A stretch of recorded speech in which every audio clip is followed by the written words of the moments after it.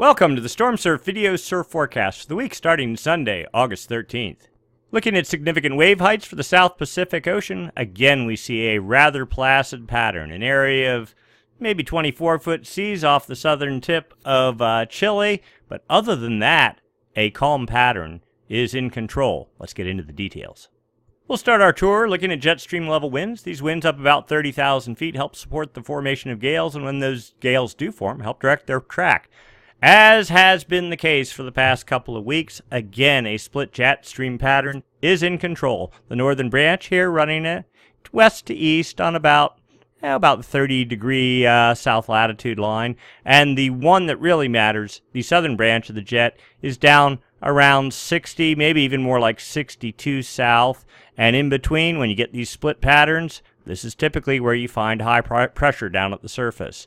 Also note that the ice line in the South Pacific is right around 65. So with the jet running here, and what we're really looking for is a trough, something dipping up to the north. That will help create counterclockwise flow aloft and down at the surface. And of course, that generates wind. Winds generate seas. Seas, as they radiate away from the fetch area, create swell, and swell when it hits your beach, of course, makes surf.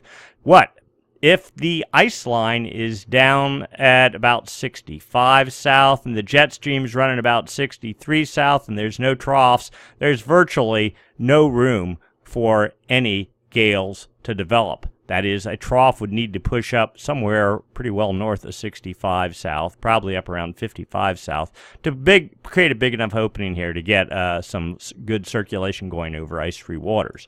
So we'll just run through this. It's not like we're expecting to see anything different than has been going on for the most part all summer. Clearly, split jet stream is in control come Tuesday. High pressure, more than likely dominating. If anything, check this out. The jet ridge builds pushing it further south down to 70 south in the West Pacific, and even well south of that into Antarctica over the far southeast Pacific. A little bit of a trough here is trying to get going, but again, ice line is right here. It's south of the ice line, so all that's doing is blowing penguins around, if any gale forms there. We get into Friday. Now here we see some wind pushing to the north, a little bit of a trough supposedly developing. The Southern California, let's say San Diego, right around 117, 116 west, something like that. So maybe a little bit of hope there, but just about as quickly. This is actually a legitimate trough here, but most of it is pretty much outside the California swell window, unless, of course, fetch is aimed due to the north. Then it will sneak into California. Anyway, most of this looks to be targeting Peru and Chile. But again, we're up at 30,000 feet. Things sort of vary as you get down to the surface. Ridge continues here into Sunday. And then a little bit of maybe some clearing here in the far West Pacific. We're at 180 hours out. There's really, just like the southern branch of the jet almost disappears completely. That's not favorable for gale development, but it's better than a heavily split flow with a south track way down over Antarctica. So we'll see. Don't believe it as of right now. Let's go take a look down at the surface. And here we go, surface level pressure, surface level winds, as expected. There's the bulk of the winds. You can just sort of see the wind line right around there, and that corresponds pretty well with where the southern branch of the jet is. Little gale down here, way to the south, well over Antarctic ice, of no interest. Roll this out. Now here's a pretty good-looking gale, but again, high pressure in between the split jet stream flow. It circulates actually counterclockwise, okay, in the southern hemisphere, and the low clockwise. There's your gradient, there's your winds, 40-knot winds, all aimed right at Antarctica. No good there. That gale pushes off to the east into Tuesday, kind of dissipates. We just roll through this. We're looking for anything. Winds at least 40 knots. We're not seeing anything. A little bit of a cutoff low here off of New Zealand of no real interest. Generic low pressure starts building over New Zealand come Friday. Also, notice here's our gale. Remember this trough off here in the far southeast Pacific Friday night. 40-knot winds in the Southern California swell window, aimed to the north. Maybe some hope there. Not for much, though. Look at it. It kind of quickly moves off to the east and takes focus on South America. Another cutoff gale here. Outside of the California swell window. We'll just see what, no, and it's falling. Oh, actually, there's a little bit, even though it's off at 105, if it's pushing off to the north. We'll have to take a look at the wave models, but again, this guy's pushing southeast. That's not a good sign. And let's see, we're rolling out. We're at 100, here we go, 180 hours out. Next week, same time, little gale, supposedly, under New Zealand, 40-knot winds. We'll believe it when we see it. This area, so typical of La Nina, this area of the Pacific gets shut down. Most of the activity goes into the southeast Pacific. During El Nino years, this area dominates. All your swells will be from the southwest New Zealand swells, which is favorable for Northern California. Southern California seems to do quite well, though, on the very direct angled south swells, not so much up into Northern California. So right now, the pattern is looking pretty typical of a La Nina year in the summer. And then, of course, significant wave heights. Let's go through the week-long forecast, see what's going on. A little bit of fetch there, 28-foot seas right off Antarctic ice. Probably of no concern, doing nothing. Again, fetch needs to be aimed to the northeast, not down at Antarctica. We saw that on the previous charts. Just rolling through, we're looking for anything that has some decent seas. There we go. What's that? 26-foot seas at 115 west. Not very helpful. We prefer at least 30-foot seas. And quickly moving, there we go. Now you got your 32-foot seas, but it's way off to the east. Here's your cutoff low that we saw over there. Let's see what it does. Nothing. Oh, there you go. And actually, 30-some foot seas on Sunday. Oh, we're a week out. Won't even believe the model's that far out, but we'll take a look. No, really nothing. And then here's our system at 180 hours, supposedly sneaking under New Zealand. A tiny patch of 28-foot seas. Probably not. Given it's 180 hours out, probably no chance of that happening, but we'll keep our eye on it. So, from the South Pacific, for right now, a very placid pattern looks forecast. Let's go take a look what happened last week. So we're back Sunday, the 6th of August, a week ago, and we're just looking at the wave models here, doing a real quick look right here. 27-foot seas developed Sunday night into Monday, and that system kind of started building and got, now notice you have 32-foot seas way over at 95 south. Also notice 28-foot seas here under New Zealand. So there's some hope from both of these, but it's really here when we got into Tuesday, last Tuesday, this built 37-foot seas. See, there's a max seas across the whole area. Little X and a plus. The plus sign denotes where the core of the significant max wave heights are on the whole plot. The star, or the X, sorry, also indicates where max winds were, 50-knot winds, and their position, and from 216 degrees to something like that. Maybe some sideband swell. In fact, if you go look at the details, yes, there's some sideband swell from this forecast to reach up into Southern California. And seas pushed up right there, just about 40 foot, 40.6 feet. But that's pretty far out of the Southern California swell wind to California. Southern California, consider it like right around on, here. So the swell almost would have to sort of wrap back on itself. But possible. Typically, the models tend to sometimes overestimate this, what we'll call sideband swell. Most of the energy is aimed here at Peru and Chile. Anyway, so that. And then let's see, there was, I believe, one other little system right here developed on Friday, and we'll just pull that out of the way. You can see just the faintest hint of purple right there, which is 30-foot seas, and pushing well to the north, cut off low. Maybe, there we go, 31-foot seas, so maybe 18 hours of fetch aim north. But the good news is, look at it, was up here at 35 south, so that significantly cuts down. It's 600 nautical miles for every 10 degrees north and south you go. So if it was down here around 55 south, well, that's 1,200 more nautical miles of travel, 1,200 more miles for the swell to decay. So it's a little bit closer. That might push, that probably has as good odds as this other one over here, pushing some swell. And from a better angle, probably just eyeballing it about 200 degrees into Southern California and Northern California. So something to look at. And that was on Saturday, and then after that, we'll just roll this out, and things pretty much went to sleep. So 2 small pulses of swell are in the water, but after that, nothing looks to be forecast.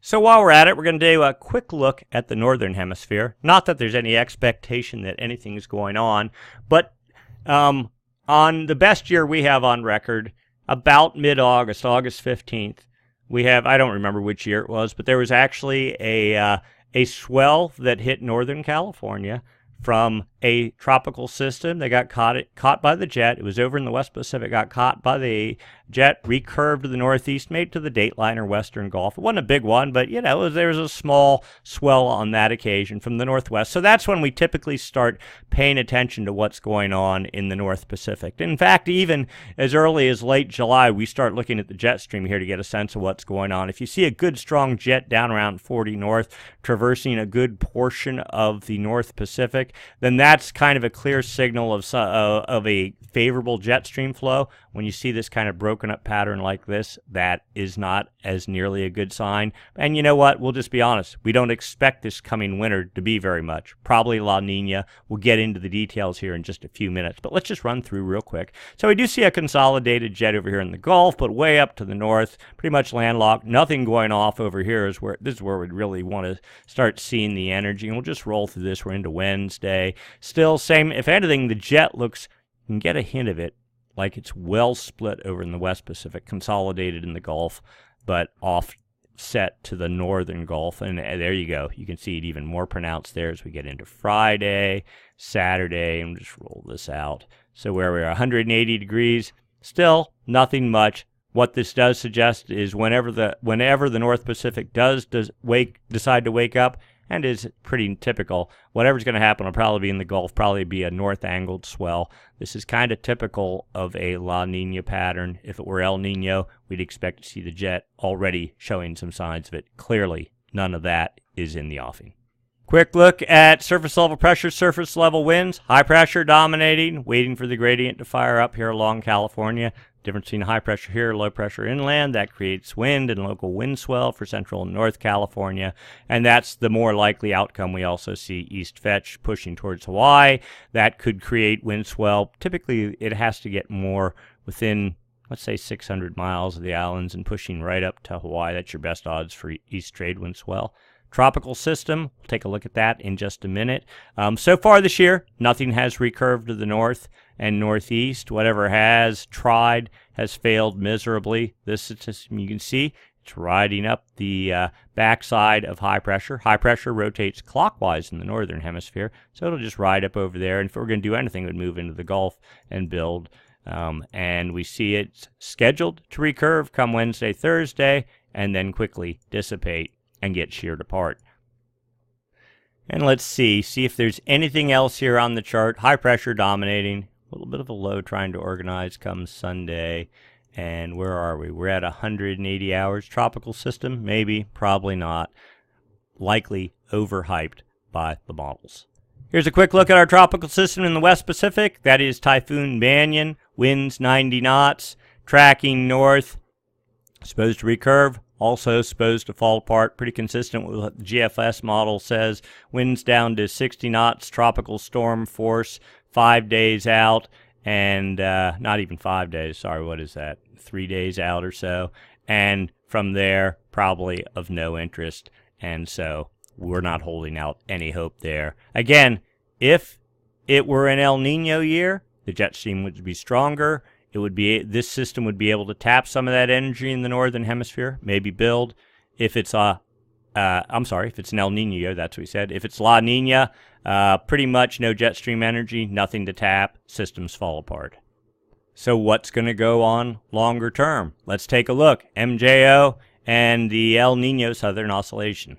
As usual, we'll take a look first looking at the MJO, Madden-Julian Oscillation, a periodic weather anomaly that travels in cycles from the West Pacific to the East Pacific. When in the active phase, it's also known as the wet phase, helps promote storm formation, precipitation, especially in winter months, relative to Hawaii and California, in the dateline region to Gulf of Alaska. In the summer months, sometimes it also helps fuel storm development in the southern hemi, but the correlation is not nearly as strong as in the northern hemisphere. Looking at winds, this is based on the TAO buoy array, buoys strung across the Pacific Ocean. We see trade winds in control, a little bit weaker here in what we call the Kelvin wave generation area. Here's New Guinea here. 135 east, the date line right there at 180. Kelvin wave generation area goes from 170, 5 degrees north and south of the equator. Draw a box right there. You monitor the winds in that area. You notice part of the TAO buoy array is down here, so you can't see what's going on. It's just blank. Anomalies, differences from normal for this time of year. Sure, there's winds. They look like they're strong out of the east, but that's pretty normal for this time of year. Anomalies are neutral, slightly easterly in the eastern Kelvin wave generation area, and a little sort of mixed here off to the west of that, but still just basically a normal kind of pattern. What have winds been doing at the 850 millibar level, which is pretty good proxy for what's going on down at the surface, up about 4,000 feet. Again, here's the Kelvin wave generation area, 135 east, so right about there, out to just past the dateline. So the box right there, and there's the equator right there. Blues are easterly anomalies. That's a indicator of the inactive phase of the MJO, which of course does not support storm formation. We're back August 7th, and you can just sort of eyeball down here. Doesn't matter what's happening up here or down here. It's just 5 degrees north and south of the equator, and you see a consistent easterly wind anomaly pattern indicative of the inactive phase of the MJO. Let's go take a look at what the forecast says. Different kind of chart, but still the same thing. Whole world on one chart. Blues are easterly anomalies, yellows, oranges, westerly anomalies. Kelvin wave generation area, basically just offset between these two tick marks right here. And you see we're back in July. Blues, blues, blues. Easterly anomalies. There's no break. Where's the active phase of the MJO? Maybe that's kind of it, and it's so weak it doesn't even matter. We get down to today's date, August 13th. Blues, easterly anomalies. The overriding pattern has been easterly anomalies. The models say here comes the active phase of the MJO. It never materializes. You get sort of this thing. There was supposed to be some big old strong active phase with westerly anomalies per the CFS model. It set it for 2 months, and this is the most we got out of it. Basically, winds died to normal, and then boom, right back into the easterly wind anomaly pattern. All this strongly suggests, when you see this just what we call a wind pattern that's biased towards easterly anomalies, which just clearly looks like it is, that's a clear sign of La Nina. Let's look at the MJO forecast. Great forecast chart, nothing on it. It suggests, this is outgoing long wave radiation. If you saw blues, that would mean wetter, more clouds, meaning more precipitation, the active phase of the MJO. Drier, less clouds, more sunlight reflectivity off the ocean surface. What we see per this, the statistic model, dead neutral MJO pattern. We look at the GFS ensemble, dead neutral, biased or turning weakly inactive, let's say a week from today, and holding for a week. So no hope for any support from the MJO per that model. All right, let's take a look at phase diagram charts. So we're looking down like you're looking down on the North Pole. The MJO active phase moves west-east from the Indian Ocean over the maritime continent, like Bali, that area, over the date line into the Pacific, under the U.S., over the Atlantic, back to the Indian Ocean. Does it round and round. The heavy dot is where the active phase is. If you're inside this circle, it's extremely weak. And basically all this thing is saying, and the green line is the projection that says the active phase of the MJO is indiscernible and of no real interest. That per the ECMF model. The GEFS model basically says the same thing. This chart depicts the strength of the MJO, not necessarily its position, just its strength. Back January 2015, under strong El Nino conditions, you can see major pulses of the active phase of the MJO. Then we got into January 2016. Still, the MJO reasonably active, but you can see the trend. You can just draw a line. It goes down, down, down. Little pulse here back at January 2017. Where are we now? The MJO is about as dead as it can be, just doing nothing. And by the MJO, we're talking about the active phase of the MJO. So basically, the active phase is non-existent per that chart. All right, so then upper level, we'll just take another look. We're just mining anything, looking for some good news. We're not finding much of it. Not that that's unexpected. Okay, so the yellows are the dry phase of the MJO inactive. The greens are the propensity for precipitation, the active phase. We see clearly we're in a weak inactive phase. We just go down. This is a 40-day chart. You just go down, you see basically a mixed pattern, biased, inactive for the next 40 days. So again, no indication that some magic active phase of the MJO is going to materialize and move into the Pacific. Wherever the active phase is, it tends to be during these La Nina cycles, kind of bottled up in the Indian Ocean or just in the southern Atlantic, kind of this area right in here, and that's what this clearly indicates. And then finally, the CFS model, 850 millibar winds, again up about 4,200 feet.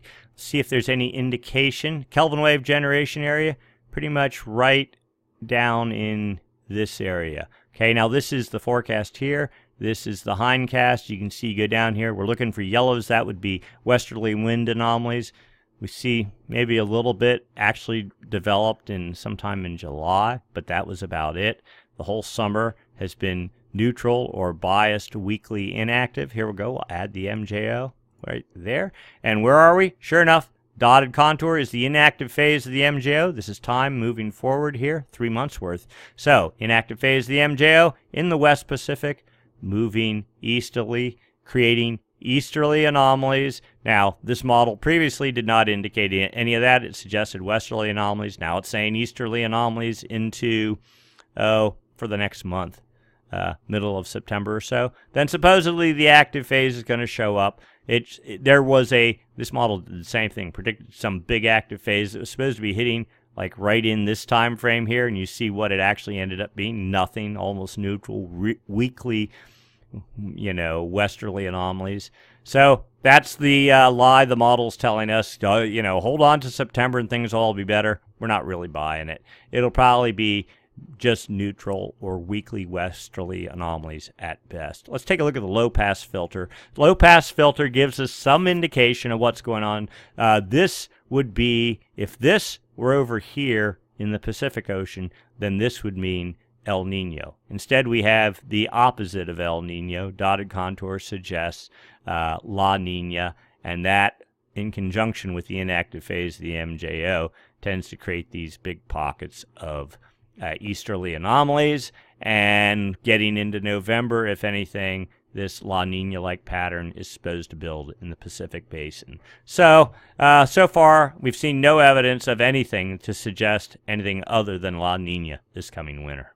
And that's pure. So we did the MJO analysis. Let's take a look down the ocean, see what's going on. This really talks more to El Nino, La Nina sort of thing. So this is TAO buoy array, westerly, West Pacific here, East Pacific here.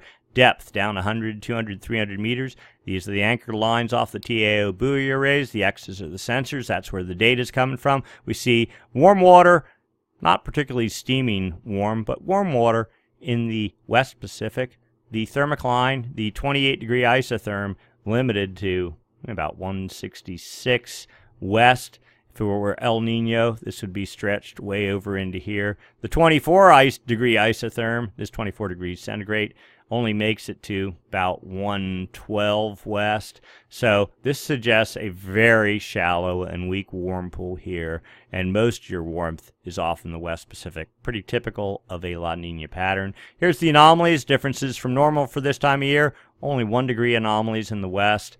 Some 1 degree anomalies in the east. In between, this is new here in the past week or two, sort of carving out some cooler waters, not markedly cool, just maybe half a degree below normal right in here. But there is this pretty good patch of 2 degree below anomalies here, and we believe that is somehow seeping its way up to the surface here, and we'll get more into that in a second. Higher res model of the same TAO buoy data suggests, again, weak warm temperatures over here in the west, little pocket in the east, and sort of a mixed bag here on the equator. But again, this cool pocket here, if you had some sort of an El Nino Kelvin waves being built, you'd see warm water here. We're not seeing it, so this all sort of indicates a La Nina type pattern. Upper ocean heat anomalies. Last year around this time, we were in La Nina. It kind of faded. We got something that almost looked like a Kelvin wave pushing warm water from the west to the east back in this February-March time frame.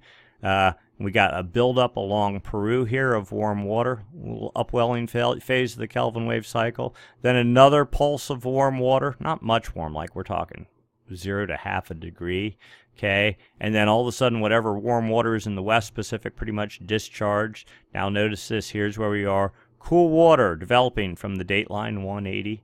This isn't, not right at the surface, but the upper 300 meters of the surface, slightly below normal. What is that? Half a degree, maybe, from 180 off to 120. This is in the heart of the Nino 3.4 region, the region used for measuring El Nino, La Nina, and that is officially from 120 west to 170 west, 5 degrees north and south of the equator. So this sort of looks like a cool pocket is developing in that area. Sea level anomalies, differences from normal, difference from normal, that is, strip out all the waves, all the chop, the tides, and you see the ocean's surface relative to what it would be, and what we're seeing here is -5 centimeter anomalies, like a little bit of a, not a hole, but a depression, and that typically is a sign of cooler water at depth. Cooler water contracts, so you get a little hole here. If there were warmer water in this area, like a El Nino type pattern, you'd see positive anomalies. So again, more evidence suggesting La Nina is in play, but weakly. All right, so let's take a look at the surface, ocean surface temperature anomalies. We look off of Peru here. Cooler anomalies. We're down in, there's neutral. We're down somewhere south of neutral. Cool anomalies here, off of Ecuador, into the Galapagos, and then advecting. Remember, you have trades blowing from the east, taking cool water, pushing it all off, and where are we? About 110 west. There's a clear La Nina pocket developing. No warm water. We're talking 5 degrees north and south of the equator. In the official Nino 3.4 measuring area right there. So that certainly looks like cool anomalies. And more building here, upwelling, being caught by the trades, pushed off here. So more cool water on the way. This is probably not a temporary blip. Trend for the past 7 days, and this has been going on for a couple weeks now. Clearly, upwelling, cool water, a couple of warm pockets here and there. But the trend has been cool water all along here. And then that upwelling area there gets caught by the trades, pushed off over into here. Official Nino 3.4 measuring area, 120 west, 5 degrees north and south of the equator. So a box right in there. And probably it doesn't look very positive. Then we zoom back. Here we go. Look at that clear La Nina kind of pattern. Cool water right on the equator between 120 west, 170 west, can't argue with that. More along the coast here. It's not like super cold here. This doesn't look like some major La Nina event. Kind of looks like maybe the second year. So typically what you get after this strong El Nino kind of pattern like we had in 2014, 2015, is you get a bounce back, a La Nina bounce back. The first year is real cold. The second year, not quite as cold. That seems to be kind of what's going on right now. Just for comparison, here's what we looked like a year ago at this time, August 11th. You can see last year, yeah, we had La Nina in play, pretty well developed. Not super huge or anything, but solid La Nina pattern. And there we go. This is this year. Weaker version of the same thing. Maybe we can actually just, there you go. You can toggle back and forth. You can see. This year, not nearly as pronounced as last year. Last year, what was the surf like? We had a good pulse in November and maybe one big swell in January, and that was it for all of California. Much of that was fueled by hangover energy from 2 years of El Nino prior to that. Otherwise, not such a good thing. This, we don't even have the hangover from El Nino to fool anything, to drive anything, to fuel anything. So basically you get this dead neutral MJO pattern, and the MJO is really what drives the winter storm cycle, at the macro level. If you don't have, take away El Nino, La Nina thing, but the MJO is kind of the shorter term driver of oscillations and storm cycles. If you don't have the MJO, which we don't have right now, and we don't think we're going to get a lot of, and we could be wrong, and you have this sort of a gutless La Nina going on, that to us suggests that we're going to continue in this very weak weather pattern for probably the bulk of the fall and winter. All right, let's look at water temperatures. Let's drive it down a little bit further. The Nina 1.2 area, this is off of Peru, the Galapagos, that area. And you see, yeah, right now we're down 1 degree below normal. That's pretty much what the charts indicate. We've had some cycles never much above neutral. And so this sort of to us suggests some sort of a weak La Nina pattern. But let's go out and look at Nina 3.4. That's the one that really matters. This is pretty much noisy. So the all-important Nino 3.4 region, we were consistently back in May, June, July, half a degree above normal, somewhere right around in there. And now, as we're moving towards fall, the temperatures are dropping off. We're at dead neutral right now. We expect to go down south of that a little bit. Let's see what's going on in the atmosphere above the ocean, because ultimately that's what helps drive the storm track. Southern Oscillation Index here, difference in pressure between Darwin, Australia, and Tahiti. Positive numbers suggest La Nina, negative, and the inactive phase of the MJO. Positive numbers, or negative numbers, I'm sorry, suggest the active phase of the MJO and El Nino. Anyway, looking down for the past, you can just go for the whole chart. Positive, a couple little days of negatives.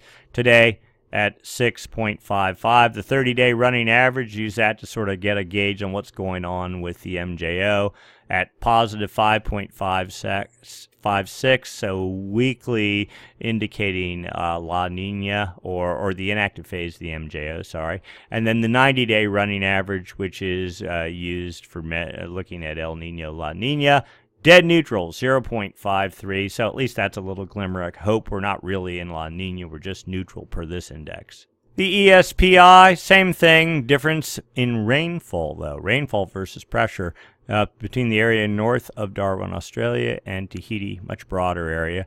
Positive numbers suggest enhanced rainfall in here, and this coincides pretty nicely with the Nino 3.4 region. And negative numbers suggest drier than normal right in here. You can kind of look right here. This is rainfall anomalies for the last 30 days. Certainly looks pretty dry there. The number, minus 1.2, that suggests drier than normal conditions. That's the hallmark of La Nina. Now, the good news is it was up at -2 a month or so ago, and it steadily backed off. The bad news is this index leads what happens down in the ocean by about 3 months. So we saw this thing it was hovering around neutral, and then all of a sudden just dropped to like -2, and we go, oh, maybe that's not right, and then it just held and held and held. It's been backing off, and now, the past couple of weeks we've seen that cool pocket of water develop right in here, and so all this is fitting together pretty neatly and suggesting, in our mind, that some weak La Nina-ish type pattern is setting up. Here's the CFS Nino 3.4 sea surface temperature anomaly forecast. Here we are. Where are we? Somewhere right around in here, basically at dead neutral, but the forecast suggests temperatures steadily dropping in the all-important Nino 3.4 region to about down to minus 0.6 of a degree, but only for a month. What's that, December? And that's it, and then quickly rebounding.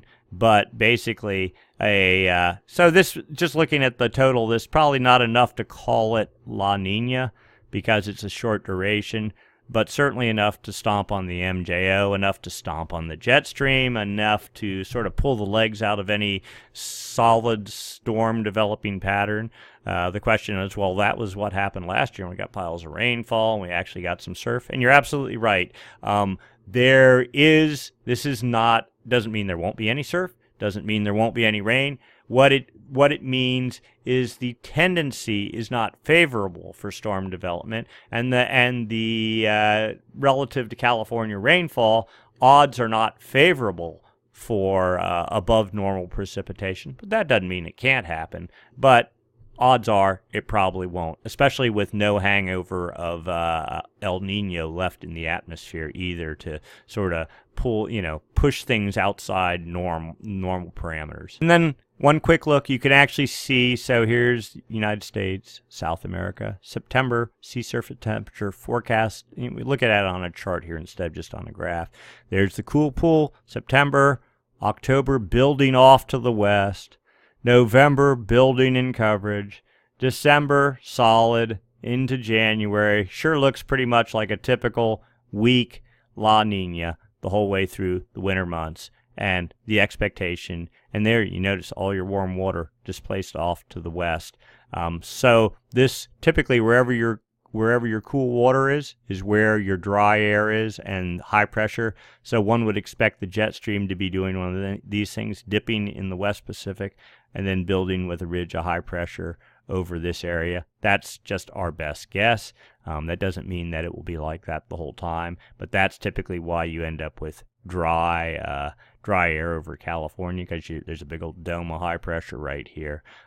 What this maybe means, though, is that you could get storms in the West Pacific. You get offshore winds in California in winter, cold, dry, but long distance, longer period swells. Not necessarily large, but good for beach breaks and some other locations. So maybe that's a silver lining if that were to materialize. So the immediate forecast is, some wind swell for California, 2 small southern hemi pulses, not a whole lot for Hawaii. Maybe a week out the models tease at something under New Zealand. We're not buying any of it for now. Longer term, certainly a inactive phase MJO pattern in control. No matter what the models say, all we get is inactive phase, which pretty much clearly points to some sort of La Nina pattern. Cool waters developing on the equator, not likely to disappear anytime soon. Now, not particularly large. This is the price you pay for having 2 years of good El Nino back in 2014, 2015. We had a lot of surf. Everything was good. So now we pay the price. Yeah, there'll be surf, but it'll be small. It'll be inconsistent. Got to get it when you can. Make the most of it. And then the hope is that maybe by next year, things will start falling into a more normal pattern as we get into, let's say, next summer or so. Probably a cold and windy upwelling sort of wind pattern for the spring. This is a real guess stretching out into 2018 relative to California. A lot of stronger than normal trades for Hawaii also, and drier than normal weather. So that's it for this week. We'll do it again next week. Same time, same channel. Thanks for watching.